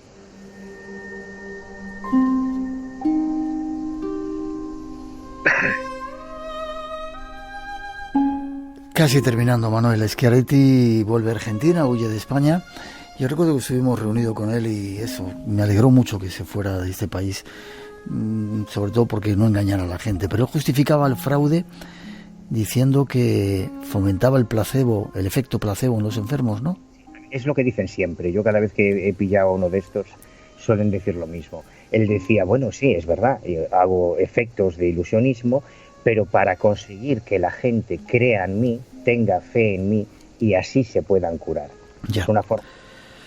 Qué curioso. Es una justificación. A mí eso me parece muy bien. O sea, si tú consigues que alguien crea a ti y se cure, me parece estupendo. Pero si le cobras dinero por eso, es cuando ya estás traficando con las ilusiones. Ya. Manuel, terminando casi, ¿de qué forma podemos librarnos o quitarnos esta gente de encima? Defendernos sería la palabra. Pues yo sé que está muy mal visto esto del espíritu crítico y la prudencia y el escepticismo, que solo es la duda. El escepticismo es una postura filosófica que solo implica dudar. Yo creo que hay una receta que yo creo que funciona muy bien, y es que cuando alguien te intenta vender enseñanzas espirituales por dinero, desconfía. No se puede mezclar el dinero. Hasta lo dijo Jesús con aquello de la moneda, ¿no? A Dios lo que es de Dios y al César lo que es del César. Yo creo que es un imán, un rabino, incluso un sacerdote. Tú imagínate que un sacerdote te cobra 50 euros por darte el cuerpo de Cristo en un sacramento. Ese no es un sacerdote, es un chorizo, ¿no? Entonces sé que esto hace mucho daño a la gente que vive del mercado espiritual, pero yo creo que una señal de alarma es cuando alguien te pretende vender algo trascendente, algo místico, algo espiritual, algo que él dice que es un don que le ha venido regalado del cielo a cambio de dinero. Ya. Yo creo que esa es la primera señal de alarma. Teníamos otro pedacito de programa que queríamos hablar de contactados. Déjame que ponga un pequeño fragmento y lo dejamos para otro momento, ¿te parece? Muy bien. Eso lo Y a medida que nos separábamos de la Tierra, pues empecé a tener más referencias. Más referencias. Me dijo, no te asustes que no pasa nada. Es cuestión de 45 segundos. En lo que habían pasado aproximadamente medio minuto, y al pasar medio minuto, pues entonces ya empecé a ver el contorno de la Tierra perfectamente, todo normal, y me dijo, mira adelante. Y vimos una nave madre, pero por debajo, vista por la parte de abajo. Había 3 ovnis fuera, girando alrededor de ella, ¿no? Y a la medida que nosotros nos acercábamos, los ovnis empezaron a hacer luces y señales. Eran seguramente caludis, la nave que identifican ellos como caludis. Y empezaron a hacer señales. Este es otro tema que teníamos previsto de los contactados. Iba viajando en una nave espacial, casi nada. ¿Lo dejamos para otro día, Manuel? Ay, lo dejamos en lo mejor. ¿Lo dejamos en lo mejor? Bueno, lo dejamos para otro día porque hay un montón de testimonios con esta historia. Déjame que terminemos con esa película en la cual fuiste asesor. Hay 2 tipos de dotados con cualidades especiales. Los que realmente creen tener algún poder y los que creen que no podemos detectar sus trucos. Ambos se equivocan. Se equivocan sobre todo si hay un tocapelotas como Manuel Carballal alrededor investigando, ¿verdad? Bueno, se intenta. Te han llamado cosas peores, o sea que yo he sido... Forma de contacto, si hay alguien más que quiera saber o conseguir el libro Traficante de Ilusiones, cosa que os recomendamos si queréis saber lo que es la posverdad y los grandes mentirosos del misterio, ¿cómo lo pueden hacer, Manuel?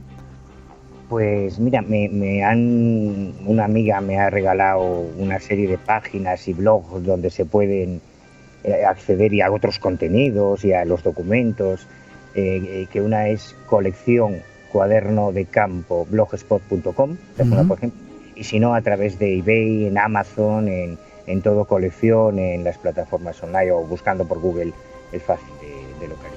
Vale, Manuel Carballal, el traficante de ilusiones, gracias por traernos, por desenmascarar a este tipo de gente que se aprovechan de las ilusiones, de la fe, del dinero y que vienen a engañarnos. Gracias por hacerlo, que sigas investigando y aquí está el espacio en blanco para ti siempre que quieras. Un placer, gracias. Hablaremos de sus contactados y de ese viaje que estaba haciendo este colega por ahí en una nave espacial, que es algo tremendo, ¿vale? Vale. Fuerte abrazo, cuídate, hasta prontito. 3:34, 2:34 en las Islas Canarias. Seguimos. Radio Nacional de España. El sonido que nos une. El racismo, la xenofobia y otras formas de intolerancia se cobran la vida de miles de personas cada año en todo el mundo. Muy pocos países se libran de estas prácticas que ahondan en la desigualdad, la pobreza y la exclusión de millones de personas. Futuro Abierto, con Tato Puerto. Esta semana en Futuro Abierto hablamos de racismo y xenofobia. Los domingos a las 6 de la mañana, las 5 en Canarias. Y recuerda que puedes escuchar los podcasts de este y otros programas en rne.es y en nuestra aplicación. Radio Nacional de España. Espacio en Blanco. Con Miguel Blanco, a la búsqueda de los lugares donde habita el misterio. Abriendo las puertas del más allá. En Radio Nacional de España. Saludos a Miguel Blanco, que siempre escucho su programa Espacio en Blanco. Mi nombre es Raúl Macías. Todos los días aquí ustedes me acompañan, independientemente de lo que diga ese medidor de audiencia. Tienen un seguro escuchante todos los días acá desde la ciudad de Chihuahua, en México al norte. Bendiciones. Bendiciones también para ti, hasta Chihuahua y a todos esos lugares donde nos escuchan multitud de personas y también a toda la gente que está conectada en Radio 1, Radio 5, aquí en España y que nos descargan en el podcast. Y seguimos cambiando un poco de planes, por se ha alargado un poco el tema de Traficantes de Ilusiones. Nos vamos con Pantallas Misteriosas, una sección que elabora uno de nuestros compañeros, que ya veréis qué interesante lo que nos cuenta.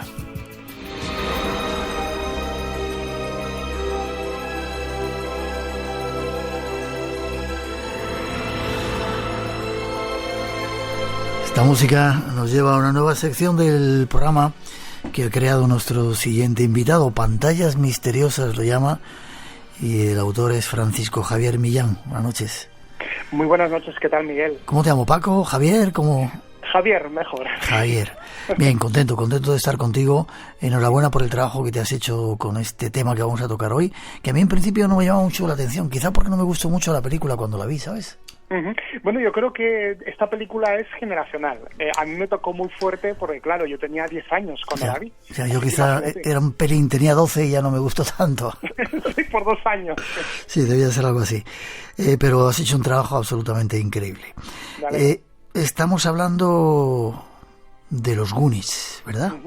Sí, hablamos de los Goonies, que cumple este año 35 años, nada más y nada menos. Así que una película todavía nos siga impactando de sobremanera a toda una generación, tiene algo de misterio por sí, todo hay que decirlo. Hace poco veía una noticia de que los protagonistas se reunían, ya estaban talluditos, ¿no? Y se habían reunido todos, quizá por mano de, no sé si era Steven Spielberg o Richard Donner. Sí, se habían reunido por parte de Josh Gad, que es un presentador y actor de Estados Unidos. Los ha reunido a todos junto con Spielberg y Richard Donner, como decías, y ha sido una de los encuentros más increíbles que ha habido en estos días de cuarentena, y ha tenido millones de visualizaciones en todo el mundo. Los Goonies, una película que nos narra la historia de una banda de adolescentes que viven en Astoria, en Oregón. Sí, Oregón, que además este estado se encuentra entre el estado de California y el estado de Washington, costa del Pacífico, costa oeste, que ya de por sí tiene un halo de misterio. Es un lugar muy húmedo, muy propicio a las nieblas, a los bosques exuberantes, y es un lugar que, si no es por el cine, todavía seguiría siendo un gran desconocido para sobre todo los espectadores o para los turistas europeos.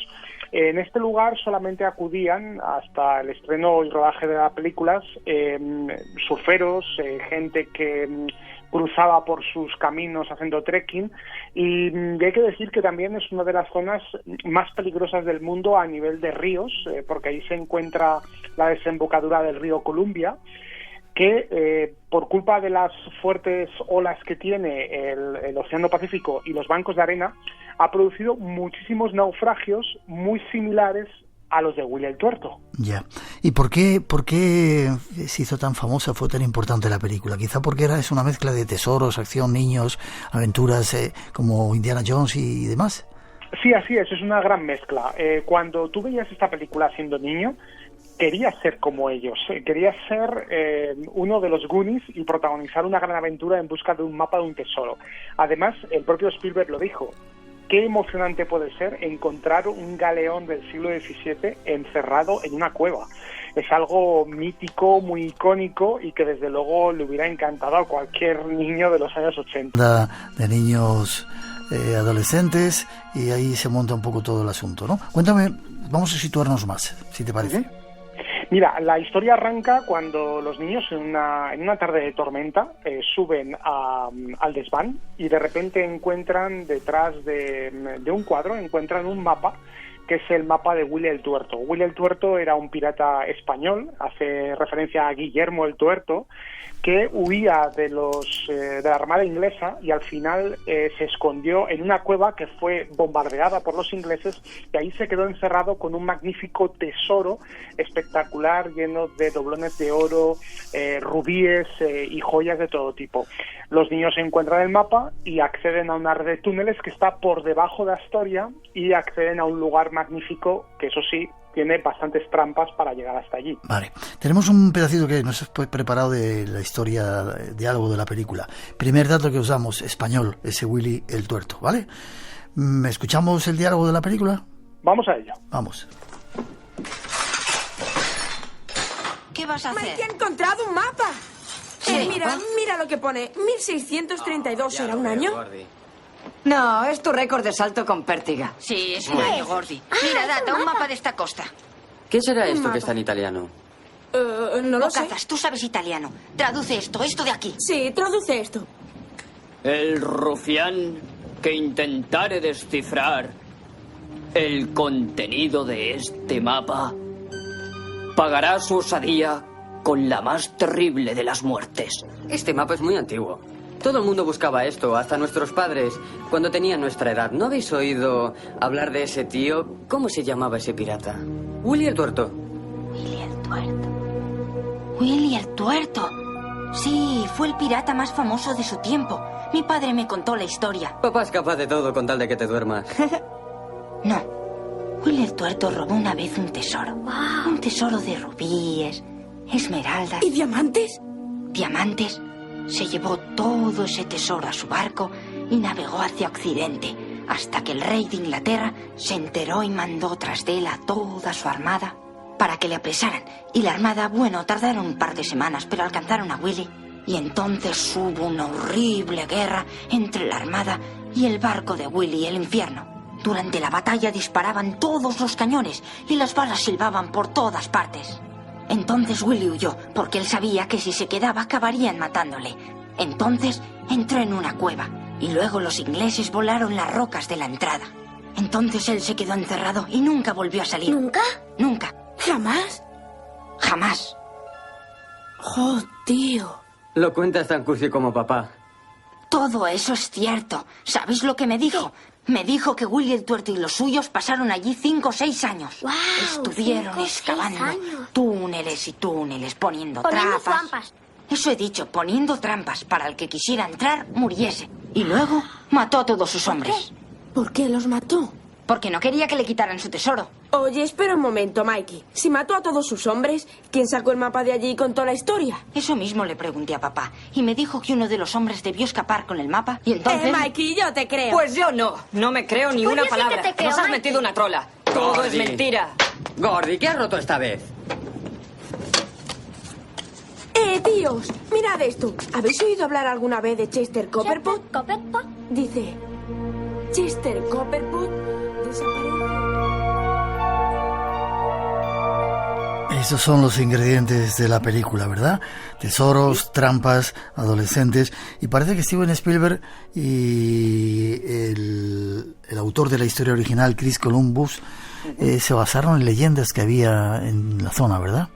Sí, así es. Parece ser, según atestiguan varios medios de comunicación, salieron varias noticias allá por el año 2015-2016 que hablaban sobre la posibilidad de que Spielberg y Chris Columbus se basaran en leyendas de las tribus que había en la zona de Nehalem Bay, que está a 65 kilómetros de Astoria, está muy cerca de la localización principal de la película.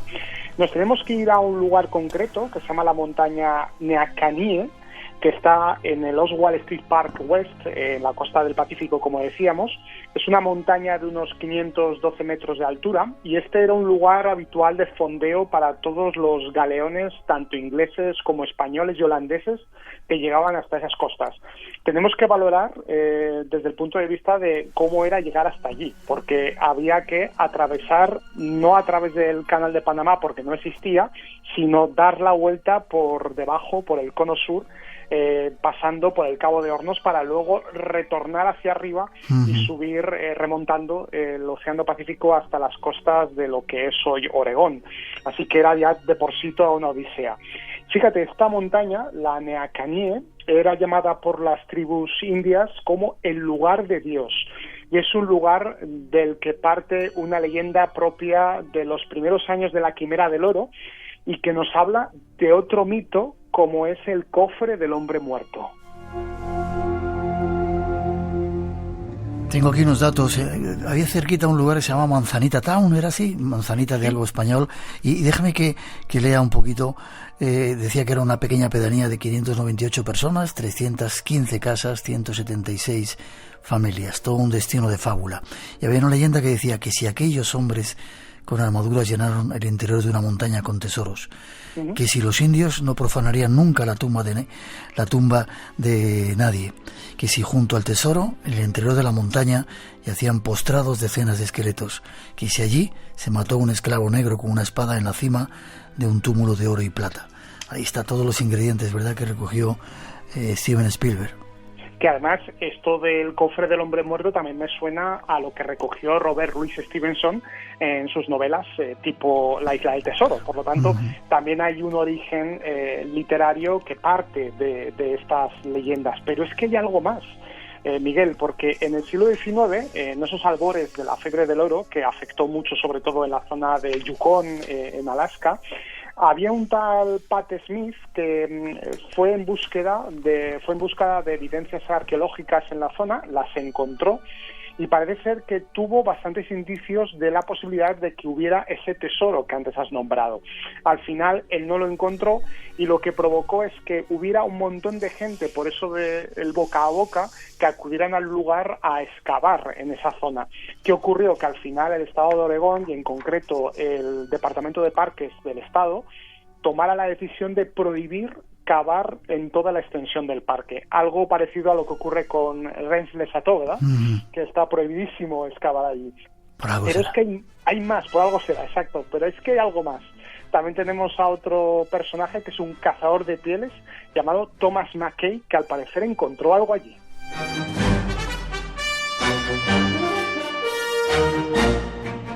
Esta música que escuchamos es de la película, ¿verdad? Sí, es de la película, es de la música que compuso Dave Grusin, el compositor de la misma, una música muy de piratas y muy de tesoros, ¿verdad? Que también recuerda un poco al estilo de Piratas del Caribe. Sí, señor. O sea que el Thomas Mackay en 1800, el cazador de pieles, desapareció y luego apareció viviendo una vida muy rica, ¿no? Como si hubiera encontrado algo. Sí, exactamente. Él trabajaba para la compañía de la Bahía de Hudson y en sus tiempos libres lo que se dedicaba era ir a cavar y a sacar cosas de esa montaña que hemos nombrado antes. ¿Qué ocurre? Que al final desaparece, renuncia completamente a su trabajo y después, como bien decías, en la zona del río Willamette reaparece con cierta ostentación, es decir, que parece ser que había encontrado algo que le había cambiado la vida sustancialmente. Bien, esto es parte de la leyenda, vamos a empezar a juntarlo con la historia. En la zona parece que existen 5 galeones españoles, ¿no?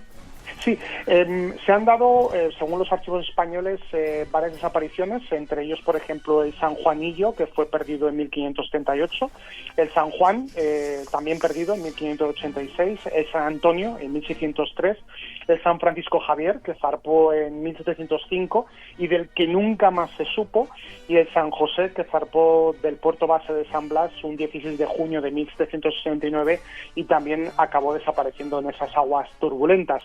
Según la UNESCO, hay más de 3 millones de navíos sin localizar en el mundo y quién sabe si alguno de esos navíos es todavía el de Willy el Tuerto.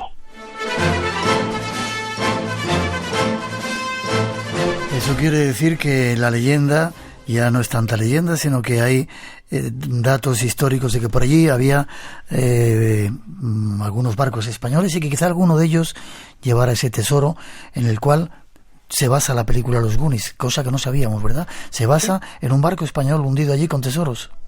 Sí, podría ser. Lo que ocurre es lo de siempre. Esta noticia se lanzó entre los años 2015 y 2016. Era la primera vez que se sabía de una película que además se sabe muchísimo sobre ella. Y yo siempre digo, al final habrá que acudir a la fuente original. Así que me encantaría preguntarle tanto a Richard Donner como a Chris Columbus y al propio Spielberg si realmente se basaron en esto. Porque es de estas historias que gustan mucho lanzar en varios medios de comunicación y blogs, pero que no están comprobadas al 100%. Ya, pero lo curioso es que, bueno, si ese departamento ha prohibido excavar en la zona, será por algo, ¿no? Y sin embargo nosotros no hemos hecho, los españoles me refiero, ni una sola intervención arqueológica sobre esos pecios que supuestamente andan por esa zona, por ese lugar. Deberíamos trabajar más el tema de la arqueología naval y creo que desde España se tendría que lanzar algún tipo de iniciativa para encontrar muchos galeones que no solamente están en esa zona, sino toda la zona de América en general.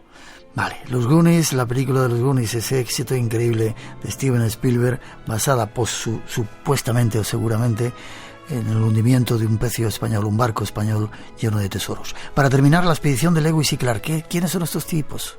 Mira, estos tipos son el capitán Meriwether Lewis y su amigo el subteniente William Clark. Se fueron de expedición a buscar una nueva ruta hacia la costa oeste. Tenían intenciones sobre todo de cartografiar y también intenciones científicas, pero también había, evidentemente de manera soterrada, una iniciativa económica, además lanzada por Thomas Jefferson, el que fue el tercer presidente de los Estados Unidos y uno de los padres de la patria. Estos personajes con una expedición se fueron hacia allá, estuvieron varios años viajando hacia el oeste y llegaron a las costas de Oregón, y además llegaron a una zona que se llama el Ecola State Park, que Ecola es el término que utilizan los indios Tillamook para referirse a las ballenas. Le dieron este nombre a esta zona porque estos expedicionarios iban en busca de una ballena varada que algunos de los indios de la zona les habían comentado que se había encontrado. Y efectivamente allí hay una estatua que se llama la Whale Park, que atestigua que estos personajes estuvieron por allí. Y es una aventura, como tal, una aventura llena de peripecias alucinantes y que al final se podrá ver en una miniserie que HBO ha preparado y que lanzará, esperemos que este año, llamada Lewis and Clark, y que promete ser una de esas películas o miniseries, mejor dicho, muy apropiadas para nuestro espacio de pantallas misteriosas. Así que, si te parece, hablaremos más sobre ellos en próximos programas. Será un placer.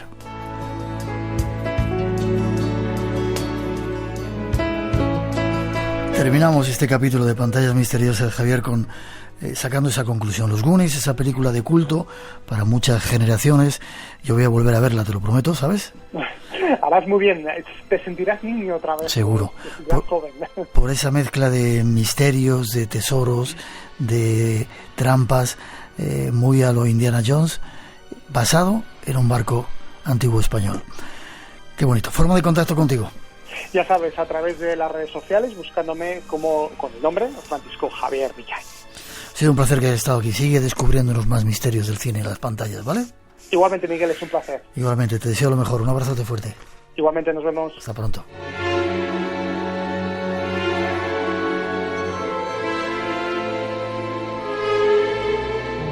Que afirma tener debilidad por los temas que profundizan en fondos documentales y dice que a quienes nos apasiona de verdad el misterio, en cambio, no le tenemos miedo a la verdad. Bien, bueno, está la verdad que nos contaba Manuel, que vaya tema tan peligroso.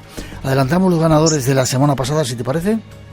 Sí, tenemos como siempre 3 y esta semana, la pasada semana, han sido Laura Guti, David Afols Sánchez y Julián Ramírez. Ya sabéis que os enviaremos ese libro en cuanto podamos. Todavía no tenemos acceso al servicio de correo de Radio Nacional porque estamos teletrabajando, pero ya en breve, prontito, empezaremos a dar salida a los envíos. Mandadnos, mientras tanto, vuestra dirección postal. Perfecto, un poquito de paciencia a todos, que enseguida recibiréis en cuanto podamos ese premio. Feliz semana, Rosa. No te digo. ¿Sí, quieres decirme algo más? Sí, tengo un mensaje que me ha enternecido mucho de Mario Leguizamón, un oyente que se ha incorporado al programa y que nos hace una confidencia muy especial. Dice que Espacio en Blanco no solo le acompaña al trabajo y le hace soñar e investigar, sino que además le servimos de inspiración para escribir cuentos. ¿Qué te parece? Qué bien, que nos envíe alguno. Eso es lo que le... Eso es lo que le has dicho, ¿verdad? Sí. Vale, pues gracias, feliz semana, que los extraterrestres nos sigan comunicando, igual que el resto de nuestros oyentes, cosa que agradecemos. Venga, feliz semana, hasta la semana que viene a todos.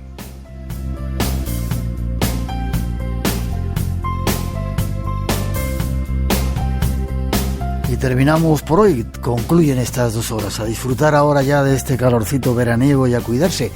Ya sabéis, hay que tener la distancia de seguridad, las mascarillas y todo eso, que está habiendo muchos rebrotes y no queremos volver a ir a casa confinados otra vez. Margasque y Javier Campos, nuestros compañeros de sonido y todo el equipo del Espacio en Blanco os decía feliz semana, a cuidarse.